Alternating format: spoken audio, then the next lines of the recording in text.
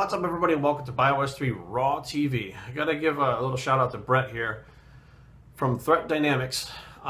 Sent me this email. It comes from Medscape.com, which is an arm of WebMD. I don't really know what that means. I guess it's like another part of WebMD. It's basically talking about endurance runners on low carbohydrate diets burn fat. So it's about low carb or ketogenic diets and runners, which I had this discussion with a running coach not that long ago, and he told me that I was completely wrong. So I just kind of backed off. I said, okay, I'm not going to argue with you. You're a running expert. I'm not. However, I used to work with a running expert, and we actually tried the ketogenic diet on him, and it worked. It worked really well. This was back in Gold's Gym in probably 2006. 2006 we tried this because he was really interested in the ketogenic diet and whether or not he could, do his long distance running, marathons that he would run, and not have to use glucose as a source of fuel. So he would never hit the wall. So what we did was he adapted him to a ketogenic diet, and he tried it, and it fucking worked. So no, I'm not a scientist, but I'm not fucking retarded either. But this is a study done on, the American College of Sports Medicine, 62nd annual meeting. They did this. Researchers compared high-carb diet long-distance runners to keto-adapted runners on low-carb diets, okay, which is what we did in 2006. Maybe I should get a lab coat. I'll just become a scientist. It was learned that the low-carb group suffered no disadvantage because of their diet and burned 1.59 grams of fat per minute. 1.59 grams of fat per minute. That's what they burn in the form of a ketone. More than twice as much as the high-carb group. It was also not necessary to consume the carbohydrates during the 50-mile runs, as there is an ample fat even on the starving Ethiopian-looked unmarathoners. Ultra-marathoners, not marathoners. The article shows that keto works and discredits the common notion that keto is not for endurance competitors. Now, here's a couple things to back it up. The source paper was authored and presented by Patrick David, PhD, the American College of Sports Medicine, ACSM. Brief background. Prior to this paper, it was believed that the maximum rate of fat burning was 1.0 grams of fat per hour. Per hour. Now, this was 1.59 grams of fat per minute, it says.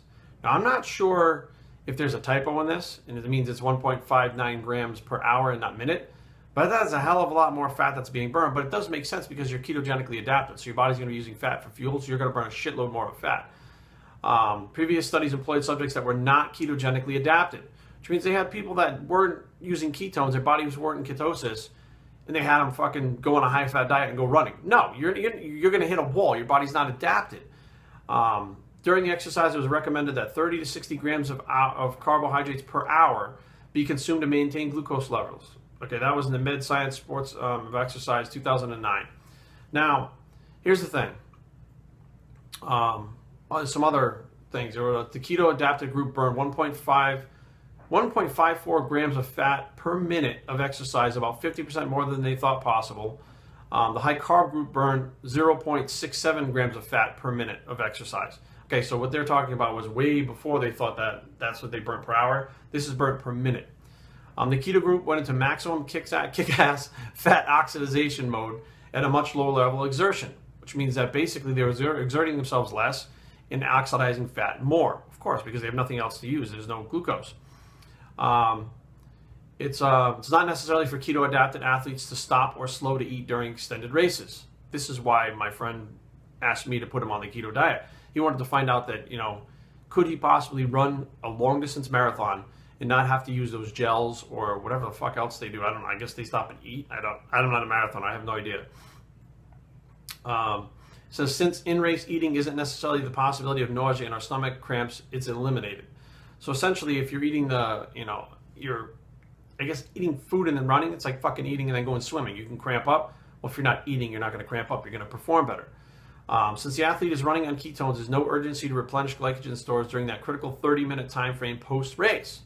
That's interesting too, isn't it? So you do not have to fucking rush to get your body to recover by jamming a bunch of carbs in it to make sure that your body recovers. Ketogenic diets and endurance sports are compatible.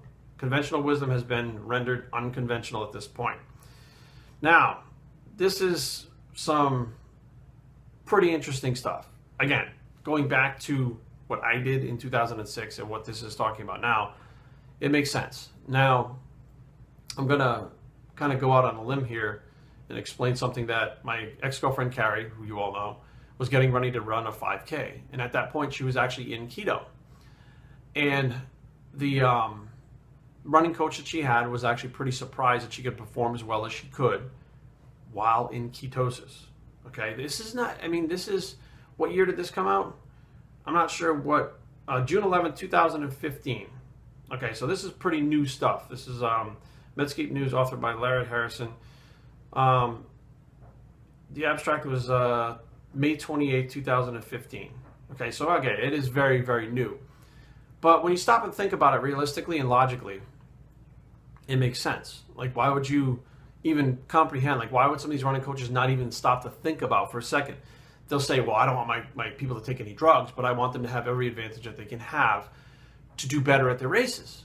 Well, why don't you ever stop and think about there might be diet things other than loading them full of sugars, having them crash, loading them back up again, having them crash, and then trying to load them up with a whole bunch of sugar after the race to get them to perform better.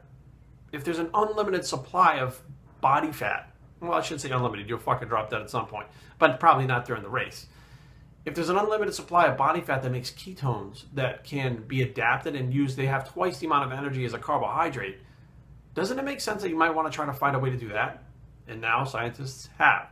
So again, this is not the first time that I was ahead of my time by coming up with shit that I thought feasible and testing it and not knowing the science behind it. But well, actually, no, that's bullshit. I knew the science behind the ketogenic diet. When I started looking into it more, DePasquale had come out with the anabolic diet. And the more I looked into it, the more I read about it before there was the internet, the more I learned that, you know, this could be a good way for a lot of people to live if they want to give up their carbohydrates. Some people just don't want to give up their carbohydrates, and they will fight with you to no end. They will fight and argue with you that you need carbohydrates in your brain and this and blah, blah, blah, blah, blah, blah. Well, newsflash, no, you do not need carbohydrates. Are they nice to have? Are they easy for the body to use? Yeah, but you don't need them. bioctraining@gmail.com. Leave comments down below, but don't fight. www.bioctraining.com is a blog, and I'm actually in keto right now. This is the ketogenically adapted bicep, and we're out.